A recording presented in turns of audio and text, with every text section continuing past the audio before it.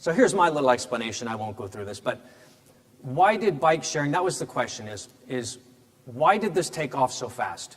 Why has no other physical product gone from something we've never heard of to it's in everybody's life all day long? You will pass 1,000 of these bikes a day, just getting up and going to work. My explanation is basically, it's mainly the second point, which is they had a very powerful form of digital disruption based on increased convenience that released a sea of demand that was already there. Then there's some other points about switching costs and the fact that the venture capitalists subsidized this thing from top to bottom and they ran at a loss for a couple of years. So there's some other things. But I think it was the digital transformation that was the most powerful. Okay, point number 3. And this is one that hasn't been mentioned here today, and I think this is actually important. It turns out when you start to digitize industries and you combine the online with the offline components into one sort of seamless consumer experience, it gives you the ability to start to jump into other industries very quickly. And so it turns out people are discovering their competitors are not who they thought they were. Alibaba's opening hotels right now. They're making seafood in restaurants that I can get delivered to my house in 30 minutes. Luckin Coffee, the new challenger to Starbucks. Starbucks has 3,600 outlets. Don't think that was me. Starbucks has 3,600 outlets in China. Luckin Coffee, this new digital coffee company, is opening 2,000 this year alone. Okay, so here's the question.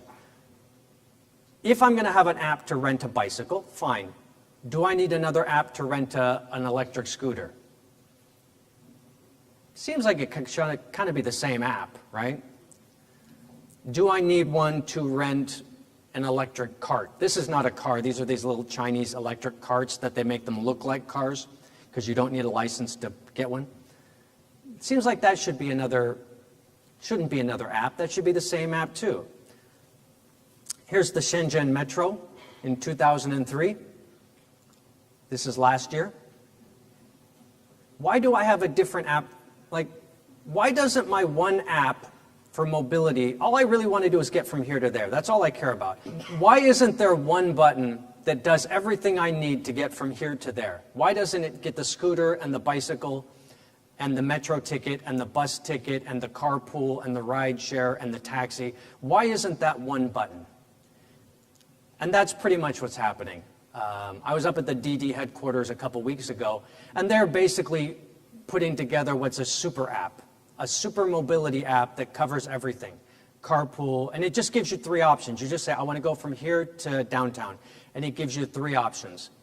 The recommended route, the fastest route, and the cheapest route, and you choose. And they will integrate whatever they need to integrate, the metro, the bus, the carpool, the ride share, whatever. It will just be one super mobility app.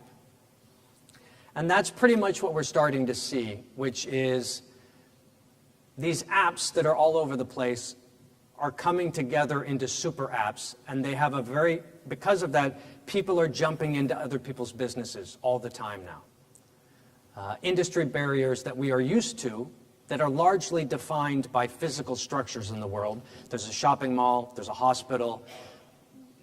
The industry structures are more being defined by the digital component, and digital doesn't care. So people are starting to put together entertainment and e-commerce, delivery of food, and order a massage or beauty treatments with the same thing. These things are all jumping into each other's spaces. This is a big problem for merchants, and it's a big problem for brands, because nobody knows where it's going yet. We know it's moving this direction, but we don't know where it's going to end. The big deal in China for the last couple months has been local services. There's this argument that as the industries collapse a bit, local services, on-demand services, something where I can order it at my house and have it in 15 to 20 minutes, seems to be the critical component that everyone's trying to get. So that's food delivery, That's have your, I don't know, bicycle to get you to the office. That's to have a movie delivered, a bottle of wine. On-demand delivery appears to be the key infrastructure that people are focused on. So everybody's jumping into this right now. Ctrip, Didi, Alibaba, all the major players are they're kind of all colliding in local services this year. Okay, this is sort of the point.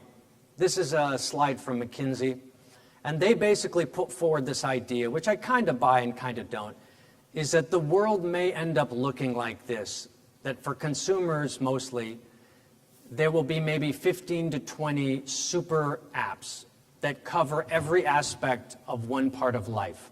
So there will be one mobility app that covers everything I need in life to get from here to wherever I have to go.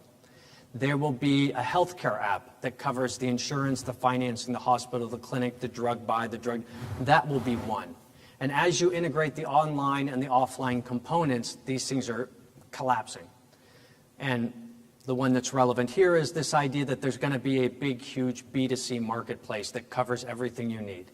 Entertainment, digital media, products, services, everything will be one. And that's kind of what Alibaba is starting to look like.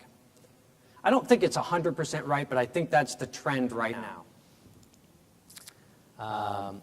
And there's really three big things that are happening under the surface that I think are driving this.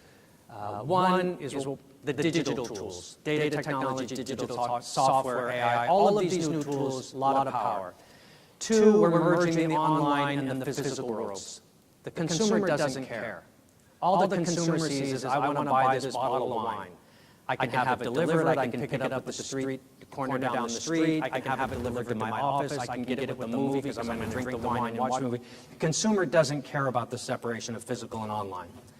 And then the third is the rise of platform business models, which are all the major companies now, Google, Facebook, they're all platforms, which is another subject.